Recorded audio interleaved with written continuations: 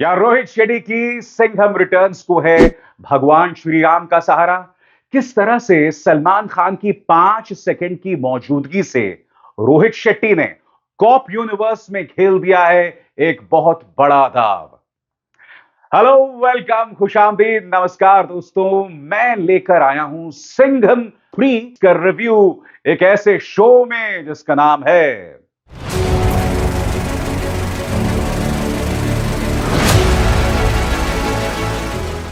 फिल्मी बातें विद अभिसार।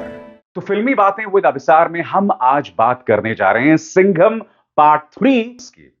सबसे पहली बात दोस्तों, एक जमाने में मनमोहन देसाई बनाते थे फॉर्मूला फिल्में। फॉर्मूला फिल्में क्या होती हैं दोस्तों? यानी कि आप दर्शकों को एक थाली परोसते हैं और उस थाली में दर्शकों के लिए कुछ ना कुछ ऐसा जरूर होता है जो उन्हें पसंद आता है। उसी तरह से रोहित शेट्टी ने श्री राम या ये कहा जाए रामायण का सहारा लिया है। कई जगहों पर यह साफ तौर पर दिखाई देता है कि किस तरह से वो भगवान श्री राम को लेकर जो हमारी भावनाएं हैं ना, उसे एक्सप्लॉइट करने की कोशिश कर रहे हैं। तो यह बात मुझे समझ में आई, भैया रोहित, अगर आपको खुलकर इस तरह से रामायण का सहारा लेकर अपनी फिल्म दिखानी थी या फिल्म बनानी थी, तो आपने बिल्कुल फिल्म की शुरुआत में दर्शकों से माफी क्यों मांगी कि हम रामायण के नाम पर आपकी भावनाओं के साथ खिलवाड़ नहीं कर रहे हैं? आपने रामायण को लेकर फिल्म की शुरुआत में एक माफीनामा भी दिया है, तो उसकी क्या जरूरत थी? क्योंकि हर सीन के बाद जय श्री राम के नारे लगाए जाते हैं। जहां पर जरूरत भी नहीं है वहां पर जय श्री राम के नारे लगाए जाते हैं। मगर रोहित शेट्टी को हम क्या दोष दें? हमारे देश में तो राजनेता हमारे आराध्य श्री राम का इस्तेमाल राजनीति के लिए करते हैं, तो ये तो सिर्फ अपनी फिल्म चलवाने के लिए कर रहे हैं। दोस्तों, अगर सिंघम की बात करें तो इसकी कहानी पूरी तरह से, सही सुना आपने, पूरी तरह से रामायण पर बेस्ड है। सिंघम की पत्नी अवनी जो हैं, वो रामायण का प्ले जो है वो दुनिया को दिखा रही होती हैं। और इसी बीच एक रावण जिसका किरदार निभा रहे हैं अर्जुन कपूर, वो उन्हें किडनैप करके लंका ले जाता है। जी हां, सही सुना आपने। और फिर सिंघम जो है वो अपनी टीम बनाते हैं जिसमें सिम्बा होते हैं, सूर्यवंशी होते हैं, दीपिका पादुकोण होती हैं जो कि लेडी सिंघम है शक्ति शेट्टी के रूप में, और साथ ही टाइगर श्रॉफ भी होते हैं। और फिल्म के पोस्ट क्रेडिट में सिर्फ 5 सेकंड के लिए सलमान खान दिखाई देते हैं, जिसका मतलब साफ है कि आने वाले वक्त में कॉप यूनिवर्स की जो फिल्में आ रही हैं, चुलबुल पांडे इसका हिस्सा होने वाले हैं। दोस्तों, ये स्पॉइलर अलर्ट बिल्कुल नहीं है, क्योंकि आप जानते हैं चुलबुल पांडे कॉप यूनिवर्स में होंगे। इसकी चर्चा काफी अरसे से चली आ रही है। आपको याद होगा, इसकी जानकारी सबसे पहले मैंने आपको अपने प्लेटफॉर्म पर दी थी। तो चलिए अब बात करते हैं हम सिंघम रिटर्न्स की। दोस्तों, जैसे मैंने बताया, पूरी तरह से रामायण पर बेस्ड है और यहां पर रावण का किरदार अर्जुन कपूर निभा रहे हैं। अब दर्शकों के मन में एक सवाल होगा कि अर्जुन कपूर से मुकाबला करने के लिए अक्षय कुमार, टाइगर श्रॉफ, दीपिका पादुकोण, रणवीर सिंह, अजय देवगन, ये पूरा एक स्क्वाड बन गया है। कायदे से मुझे ऐसा लगता है दोस्तों, रावण का किरदार एक ऐसे शख्स को निभाना चाहिए था जिसका अपना एक रुतबा है, जिसका अपना एक खौफ है। और मुझे लगता है इस किरदार में किसी बहुत बड़े नाम को होना चाहिए था। अर्जुन कपूर ने कोई बहुत खराब रोल नहीं किया है, मगर अर्जुन कपूर हैं। जहां तक फिल्म की बात करें दोस्तों, तो जो फर्स्ट हाफ है ना, वो काफी धीमा दिखाई देता है। यानी कि कहने को ये एक्शन फिल्म है, मगर फर्स्ट हाफ काफी धीमा होता है। सेकेंड हाफ में जब सिम्बा की एंट्री होती है, यानी कि जब रणवीर सिंह आते हैं, उसके बाद जो पेस फिल्म पकड़ती है ना, कमाल है। उसके बाद सेकेंड हाफ टोटल पैसा वसूल है। मगर मैं रोहित शेट्टी से एक सवाल पूछना चाहूंगा। रोहित शेट्टी, आपकी फिल्म रामायण पर आधारित है, पूरी फिल्म रामायण की कहानी है। यानी कि रामायण एक ऐसी दास्तान, एक ऐसी कहानी जिसे हम जितनी बार भी देखते हैं ना, हमारा मन नहीं भरता। रामायण की कहानी जो है ना, एक बहुत ही खूबसूरत कहानी है। तो मैं आपसे पूछना चाहता हूं, आपके लिए पहले से ही एक कहानी बनी बनाई मिल गई थी आपको, तो आपको थोड़ा सा स्क्रिप्ट पर, डायलॉग्स पर, पंचेस पर, कॉमेडी पंचेस पर काम करना चाहिए था। और यही नहीं, ये अल्टीमेटली एक एक्शन फिल्म है। दोस्तों, जब आप एक एक्शन फिल्म बनाते हैं ना, तो दर्शक ये देखना चाहते हैं कि उस एक्शन फिल्म में नया क्या है। पूरी सिंघम 3 के एक्शन में कुछ ऐसा नया नहीं है जो आप पहले देख चुके हैं। वही हवा में उड़ती हुई गाड़ियां, स्किड करती हुई गाड़ियां, जो कि रोहित शेट्टी की फिल्म्स का एक हिस्सा रही हैं। एक्शन में कोई नयापन नहीं है। फर्स्ट हाफ, जैसे मैंने कहा, थोड़ी स्लो चलती है, मगर जहां तक अजय देवगन की बात है, वो फिल्म के फर्स्ट हाफ में पूरी तरह से छाए हुए हैं। और अजय देवगन की एक्टिंग देखते हुए आपको लगता है दोस्तों कि जहां तक सीरियस एक्टिंग की बात है, उनके मुकाबले में कोई नहीं है। फर्स्ट हाफ में आप टाइगर श्रॉफ को भी देखते हैं, जो कोई असर नहीं छोड़ते हैं। दीपिका पादुकोण भी आती हैं, मेरी फेवरेट, मगर वो इरिटेट करती हैं। सही सुना आपने, इरिटेट करती हैं। फर्स्ट हाफ में, जैसे मैंने बताया, अर्जुन कपूर हैं जो अपने परिवार का बदला ले रहे हैं, और वो सिंघम की वाइफ अवनी को किडनैप करके लंका ले जाते हैं। अब हम रुक करते हैं सेकेंड हाफ का। सेकेंड हाफ में पहले तो एंट्री होती है रणवीर सिंह की, जो शुरू में आपको इरिटेट करते हैं, मगर जैसे जैसे जैसे फिल्म आगे बढ़ती है ना, उनकी जो कॉमेडिक पंचेस हैं, उनकी जो डायलॉग्स हैं, उसे सुनकर सिनेमा हॉल में लोग तालियां बजाते हैं, खुश होते हैं, हंसते हैं। यानी कि रणवीर सिंह आपको गुदगुदाते हैं। और जैसे मैंने बताया, इस फिल्म में सूर्यवंशी की भी, यानी कि अक्षय कुमार का भी किरदार है। और जैसे कि आप ट्रेलर में देख चुके होंगे, उनकी एंट्री जो है वो हेलीकॉप्टर में होती है। और फिल्म का ये वो हिस्सा है जहां आप रणवीर सिंह और अक्षय कुमार, यानी सूर्यवंशी और सिम्बा के बीच में डायलॉग बाजी देखते हैं। वो अपने आप में इतना फनी है दोस्तों कि दर्शक जो है हंस हंस के लोटपोट हो जाता है।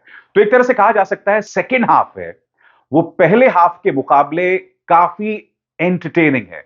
कभी कभी तो ऐसा लगता है कि ऐसा तो नहीं कि फर्स्ट हाफ किसी और ने डायरेक्ट किया था और सेकेंड हाफ किसी और ने।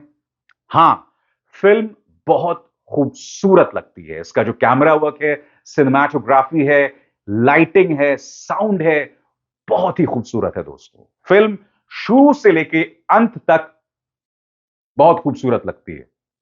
और सेकेंड हाफ में यह कहा जा सकता है कि रणवीर सिंह, यहां तक कि अक्षय कुमार भी अजय देवगन पर भारी साबित होते हैं। हालांकि जैसे मैंने बताया, जहां तक सीरियस एक्टिंग की बात है, अजय देवगन का कोई मुकाबला नहीं है।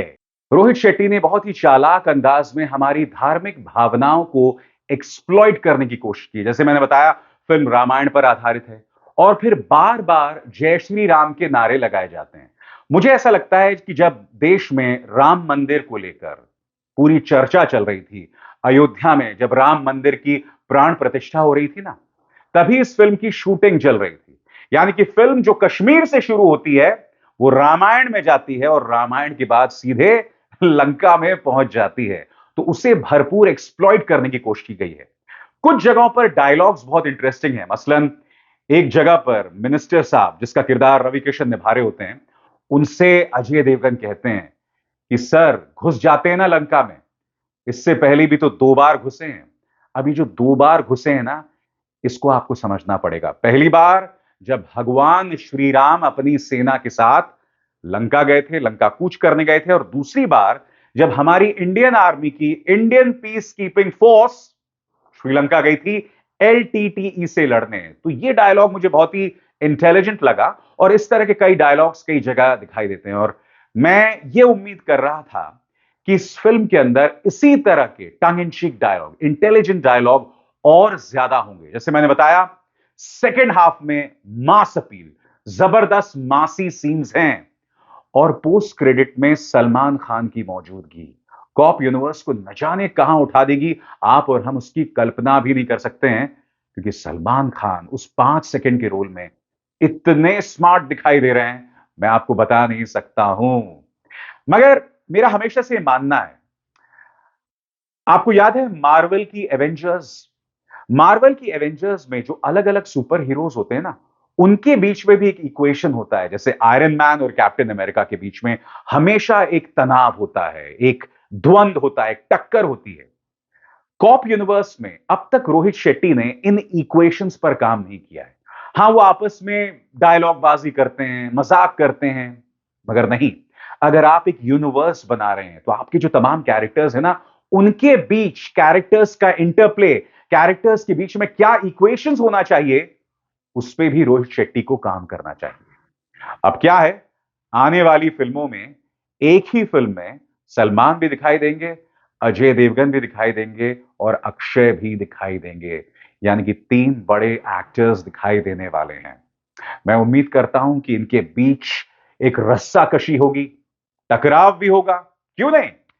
मुझे लगता है इनके बीच में टकराव भी होना चाहिए और इस टकराव का नाजायज इस्तेमाल दुश्मनों को करना चाहिए, तभी तो फिल्म में रोमांच आएगा। और मैं उम्मीद करता हूं कि जो तमाम ख्वाहिशें हैं मेरी, वो आने वाली फिल्मों में पूरी होंगी। तो जैसे मैंने बताया दोस्तों, ये एक फॉर्मूला फिल्म है जिसमें रामायण का इस्तेमाल किया गया है, मगर बात यहां पर नहीं रुकती। आजकल दोस्तों साउथ का जमाना है। साउथ से डायरेक्टर्स आते हैं, साउथ के एक्टर्स का हम इस्तेमाल करते हैं। अब इस फिल्म में भी चूंकि बात लंका की हो रही है, तो फिल्म का एक बहुत बड़ा हिस्सा रामेश्वरम, तमिलनाडु, बैंगलोर यहां पर शूट होता है। यानी कि वहां के ऑडियंस को भी रोहित शेट्टी कहीं ना कहीं एड्रेस कर रहे हैं, उसे संबोधित कर रहे हैं। इसलिए मैंने कहा ना, ये एक बहुत ही जबरदस्त फॉर्मूला फिल्म है। हालांकि कई जगहों पर जबरदस्ती की गई है, जबरदस्ती फॉर्मूला लागू करने की कोशिश की गई है। तो जहां तक इस फिल्म की कमियों की बात है, मुझे लगता है कि इसके डायलॉग्स और ज्यादा पैने और ज्यादा टंग इन चीक हो सकते थे। फर्स्ट हाफ थोड़ा धीमा है, उसे और कसा हुआ होना चाहिए था। जहां तक फिल्म के प्लस पॉइंट्स की बात है, इस फिल्म के अंदर कई मासी सीन्स हैं। इस फिल्म में जो तमाम एक्टर्स हैं, दीपिका पादुकोण को छोड़कर, कुछ हद तक अर्जुन कपूर को छोड़ के, मुझे ऐसा लगता है सबने अपना रोल बखूबी निभाया है। अर्जुन कपूर की जगह मुझे ऐसा लगता है किसी और बड़े एक्टर को होना चाहिए था, किसी और बेहतरीन सशक्त अभिनेता को होना चाहिए था रावण का किरदार निभाने, यानी डेंजर लंका का किरदार निभाने के लिए। तो जाइए दोस्तों, अपनी फैमिली के साथ, एक एंटरटेनिंग फिल्म है। क्या इस फिल्म को मैं दूसरी या तीसरी बार देखूंगा, मैं नहीं जानता हूं, मगर हां, मासी सेंटर्स में सिंगल स्क्रीन्स पर यह फिल्म धमाल मचाने वाली है। मगर क्या यह फिल्म लंबी रेस का घोड़ा है, यह भविष्यवाणी मैं नहीं करने वाला हूं। उसके लिए आप खुद जाकर फिल्म देखिए। अभिसार शर्मा को दीजिए इजाजत। नमस्कार।